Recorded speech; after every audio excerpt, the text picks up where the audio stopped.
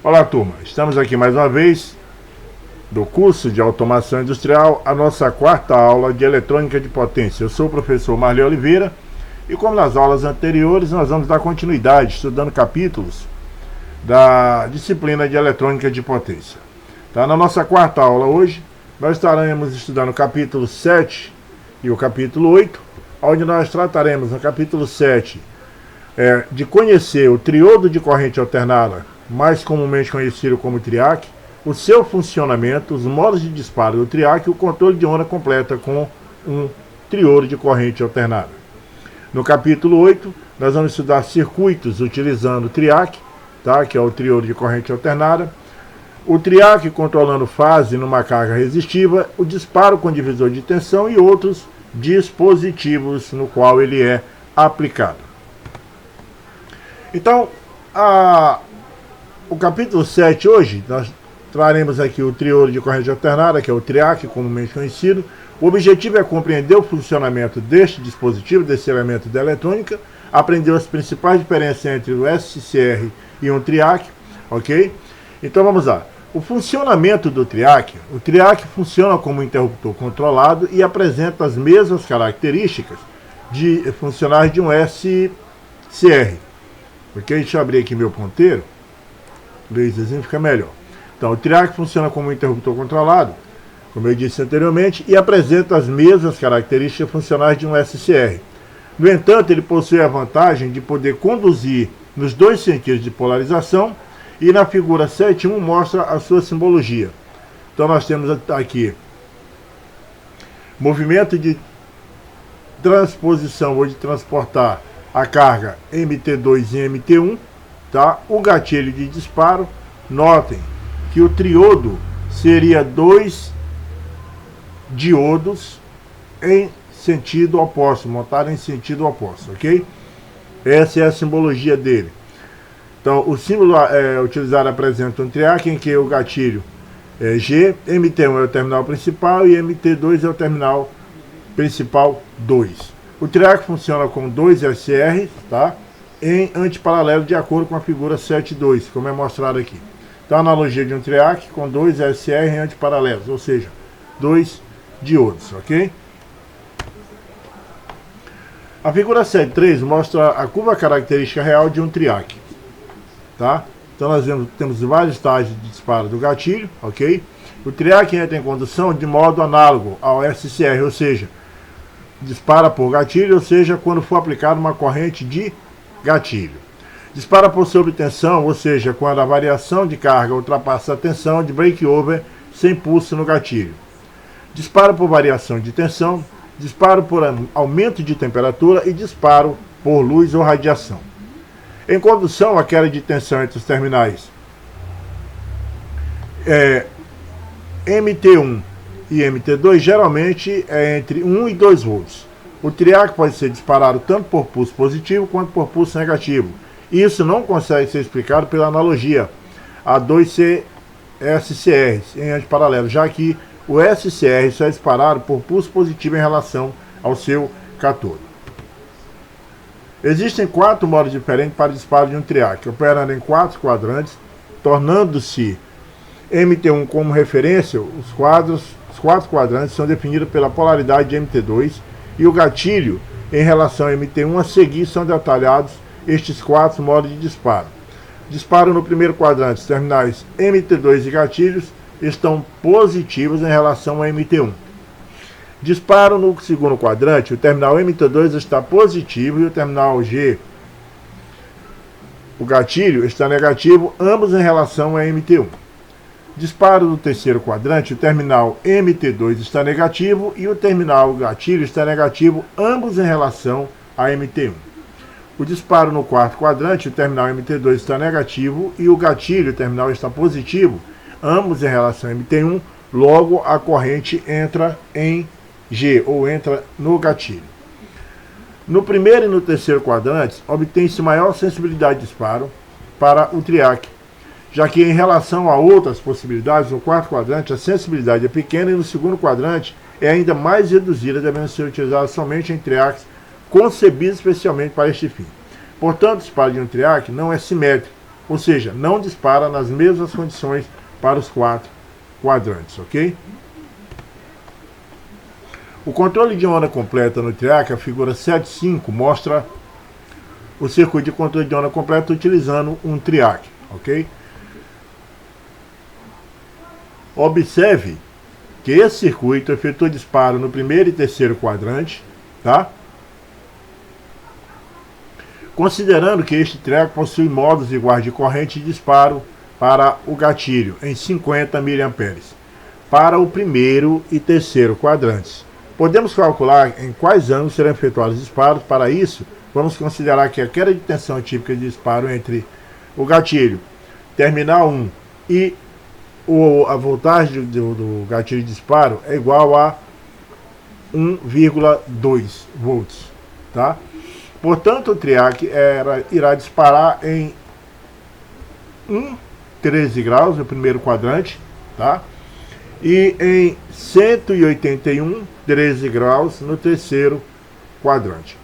É importante lembrar que o TRIAC bloqueia quando o sinal de corrente entre os terminais MT1 e MT2 passa pelo zero da senoide.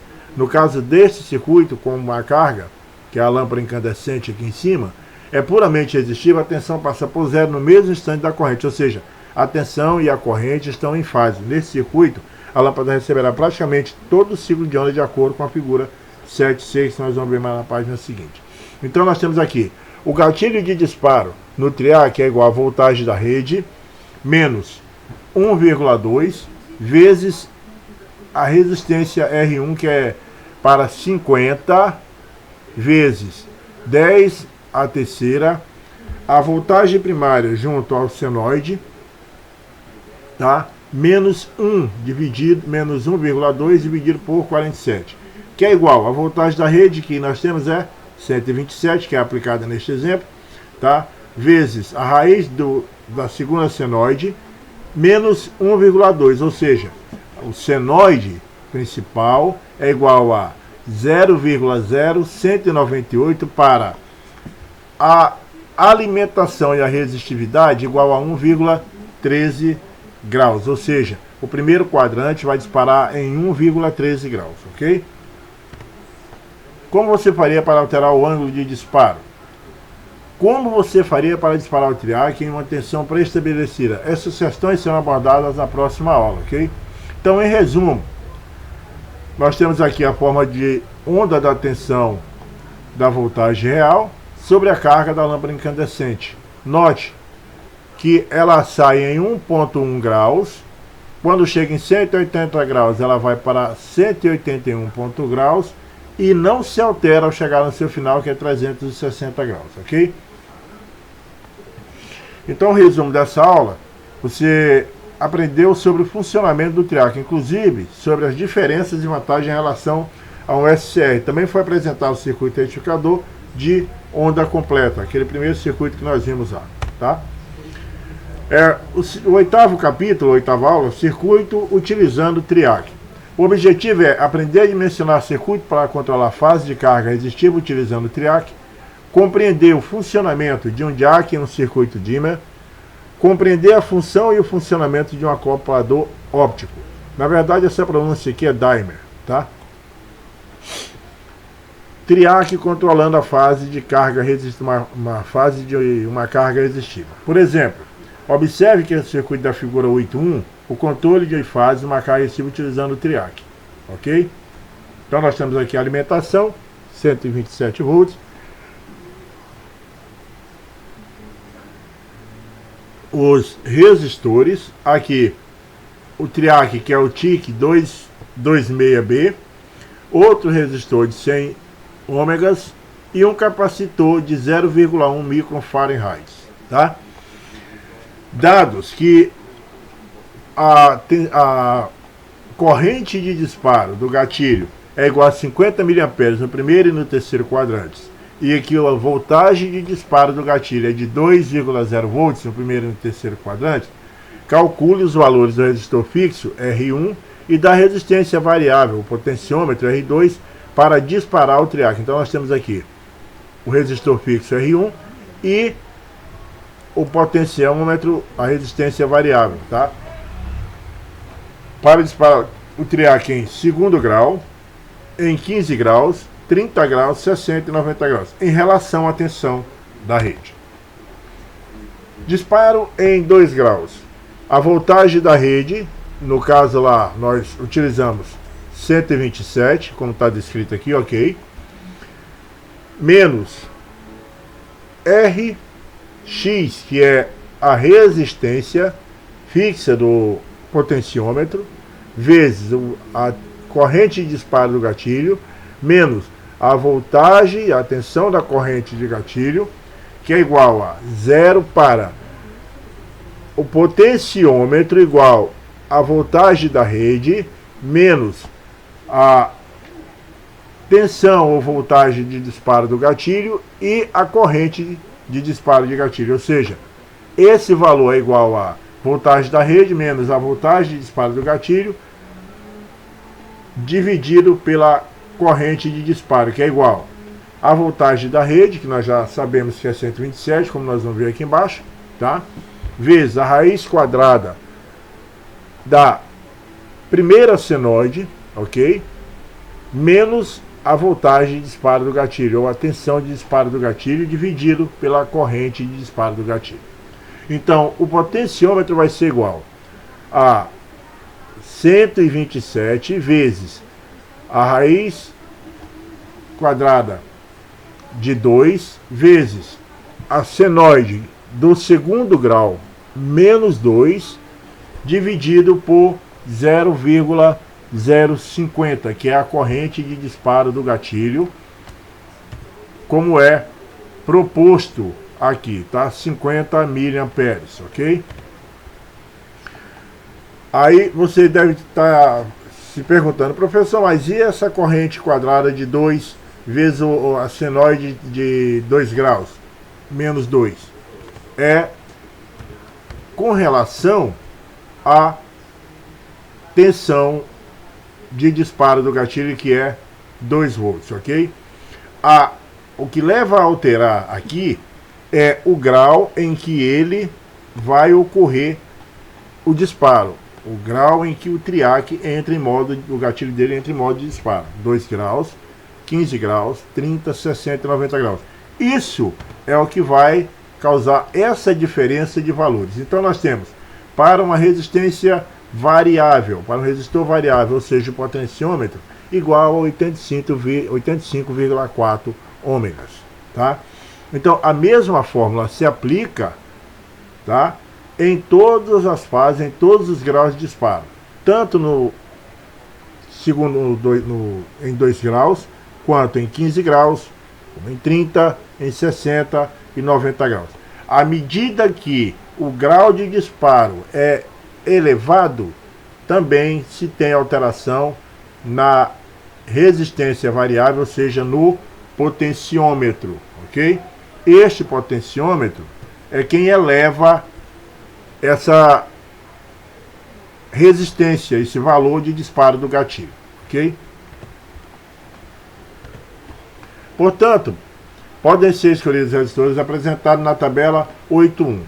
Então, no caso de você ter esses cálculos já feitos para um componente, para um equipamento eletrônico que você vai fazer manutenção, que você vai fabricar, um controle, qualquer coisa, você vai fabricar utilizando a eletrônica e esses elementos, então é fundamental que você tenha este cálculo aqui, tá? As fórmulas são constantes, tá?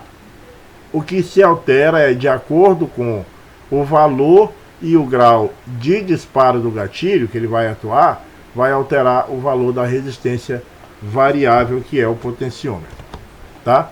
Então nós temos aqui, para disparo do Rx em 2 graus, nós temos 85,4 ômegas, R1 50 ômegas e R2 35,4 ômegas.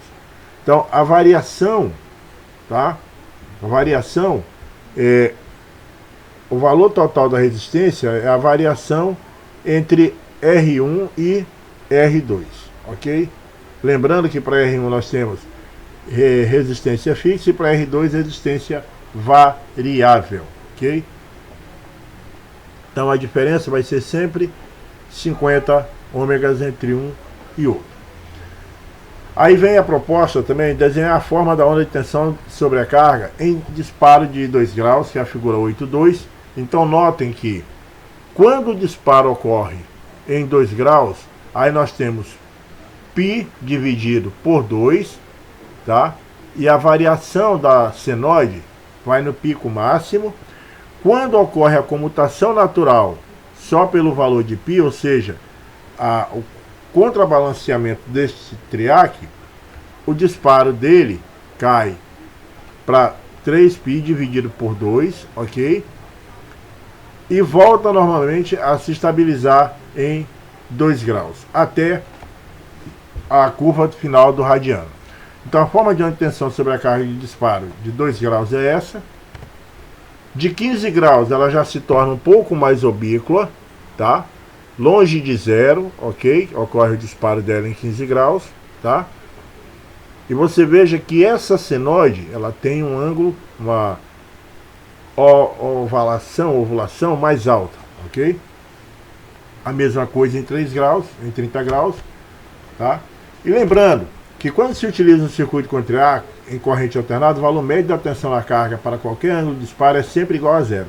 Entretanto, o valor eficaz da tensão na carga é diferente de zero e dependerá do ângulo de disparo alfa. Ou seja, conforme a equação que nós vemos aqui, a equação 8m.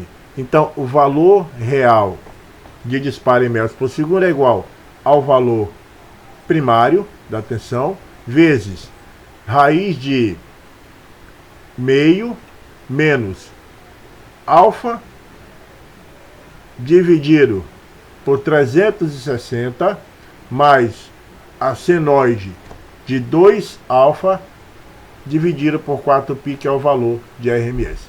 A tabela mostra os valores de tensão média e tensão eficaz e a potência dissipada pela carga para cada ângulo de disparo, ok?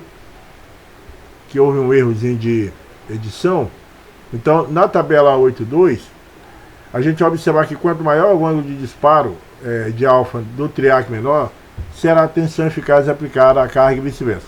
Disparando em diversos ângulos de tensão senoidal da rede, é possível aplicar a carga real de potências diferentes no cálculo de potência, por utilizar a mesma expressão utilizada na equação 6.3, isso lá na terceira aula, ok? Então vamos ver os exemplos aqui. Vamos observar a figura 7, como ele fala aqui. Dados: a corrente de gatilho de disparo igual a 50 mA primeiro e terceiro quadrantes. Lembrando que a corrente de gatilho de disparo é reduzida em 4 graus no quarto quadrante e mais reduzida ainda no segundo. Portanto, esses cálculos nós fazemos sempre em primeira e terceira quadrantes, ok? A voltagem, a tensão do gatilho de disparo igual a 2 volts, ok? Tanto no primeiro quanto no terceiro quadrante. E a carga real de disparo da resistência, do gatilho da resistência, do resistor, é igual a 1 kΩ. Então vamos com essa fórmula aqui, nós sabemos que temos que encontrar a expressão para calcular o valor da resistência fixa em função da corrente de disparo do IGT do triac. De acordo com a lei dos nós, observamos que IR, ou seja, a corrente do resistor 1 é igual à corrente da resistor geral mais a corrente do gatilho de disparo. Sabemos que a tensão sobre o resistor real do gatilho de disparo é igual à voltagem do gatilho de disparo após o disparo, portanto podemos reescrever a equação anterior da seguinte maneira: o valor da tensão, que é a voltagem da rede, menos a voltagem do gatilho, dividido pela resistência, tá, fixa, que é igual ao valor do gatilho, a tensão do gatilho de disparo, vezes o valor real do resistor ou da resistência fixa, mais o IGT, que é o valor da corrente do gatilho de disparo. Então, juntando todos esses aqui, nós vamos ter a voltagem vezes a corrente do gatilho de disparo vezes o valor real de RGK dividido pelo RGK, ou seja, o valor real da resistência do gatilho de disparo. Logo, nós temos o valor real da resistência igual ao valor da rede, a voltagem da rede, menos a voltagem da tensão do gatilho de disparo. Qual é a tensão do gatilho de disparo? A tensão dele lá, nós vemos que é 2 volts. Então nós temos 127 menos 2 volts vezes o valor do gatilho de disparo dividido pela soma da voltagem do gatilho de disparo, a corrente do gatilho de disparo e a resistência do gatilho de disparo. Então vamos determinar os valores de Rx e R2 para disparos em 30 graus. Eu adiantei muito aqui, gente. Deixa eu voltar aqui um pouco. Tá, voltamos aqui. Então vamos determinar os valores de Rx e R2 para disparo em 30 graus, tá? Aí o cálculo vem a mesma fórmula lá, tá? Que é Rx igual a 127 vezes a raiz de 2 vezes o senoidal de 30 graus menos 2, vezes o valor de 1000 dividido por 2 mais 0,50 vezes 1000, que é igual a Rx igual a 1688 vezes 0,5 ômegas, tá? E o cálculo de R2 é só pegar Rx, que é igual a R1 mais R2. R2 é igual a 1688,5 menos 1000. R2 é igual a 688,5 ômegas, tá? Então, a gente falou antes do DIAC também, então vamos voltar aqui a falar nele. Diodo de corrente alternativa, ou seja, é um diodo de corrente alternada. Geralmente ele é utilizado como dispositivo de disparo do DIAC. A figura 8.8 aí na apostila de vocês aqui da aula apresenta a curva real de um DIAC e a sua simbologia, tá? Figura mostra a curva característica de um DIAC, o seu símbolo e seus símbolos em B. Então essas três simbologias aqui podem representar um DIAC, que é o diodo de corrente alternada. Basicamente trata-se de um DIAC sem gatilho, portanto ele só dispara quando a tensão aplicada sobre ele atinge a tensão de disparo de valor verdade. Geralmente esse valor se encontra entre 20 e 40 volts. Trata-se de um dispositivo simétrico, ou seja, ele possui as mesmas condições de disparo tanto para o primeiro quanto o terceiro quadrante, portanto ele corrige o problema de assimetria de disparo do DIAC de acordo com o circuito Dimer da figura 8.9, tá? Aqui é uma analogia que nós vamos fazer só, tá?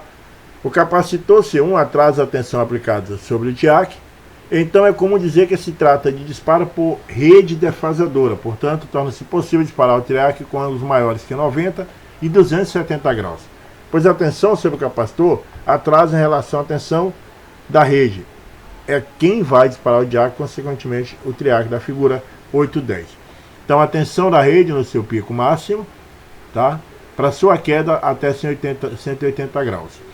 E o valor do gatilho após a rede defasadora, onde alfa é ângulo de disparo normal, ok? Esse símbolo aqui eu não vou negar, não sei o nome dele ainda, atrás da rede defasadora, e a defasagem no disparo, tá? Ângulo de disparo com rede defasadora em alfa 1, ok? Então nós temos essas variações aqui. As tensões de disparo com rede defasadora. Os optoacopladores ou acopladores ópticos possuem a função de proporcionar isolamento elétrico entre o circuito de disparo e o circuito de potência, já que o contato passa a ser realizado por luz. Eles são construídos com um LED infravermelho e um fotodetector, que pode ser um transistor ou um SCR. A gente viu lá no início que o SCR pode fazer essa comutação. Ou um DIAC sensíveis à luz de acordo com a figura 8.11, a próxima figura aqui. Acopladores ópticos, transistores como fotodetector, e SCR como fotodetector B, tá? Então aqui um transistor como fotodetector e aqui um SCR como fotodetector. Todos os exemplos que nós temos aqui: o resistor R2 300 ômegas, tá? Alimentação positiva de 5 volts, ok? Aí nós vemos aqui, a luz emitida pelo LED D2, tá? Irá adicionar o fototriac, tá? Adicionará o fototriac Q2, que é esse cara aqui, ó, tá? Estes elementos estão encapsulados em um único circuito integrado assim, polarizando diretamente o LED D2 por meio da tensão de controle, que é a voltagem de controle do circuito, que é essa aqui, ó, tá? O fototriac Q2 irá conduzir disparando o triac principal ligando a carga, dados o triac Q1, tá? A VGT, que é a tensão do gatilho de disparo, igual a 2 volts, isso é constante, e a corrente do gatilho de disparo igual a 100 milivolts.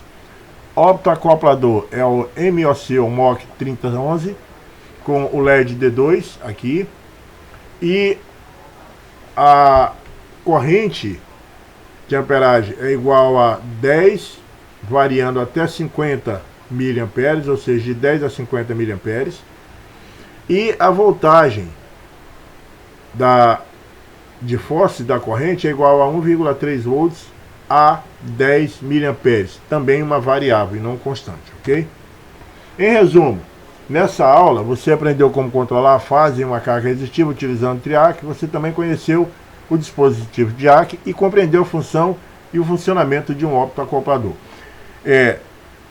Essas aulas, elas não têm como cunho formar vocês em excelências de técnico, mas despertar a curiosidade para os cálculos da matemática eletrônica, ok? Então, quanto mais vocês praticarem os cálculos, mais absorverão conhecimento na hora de selecionar os componentes eletrônicos para um dispositivo ou um componente que vocês queiram desenvolver na prática, ok? Saindo da teoria. Eu agradeço a todos pela atenção e até a próxima aula.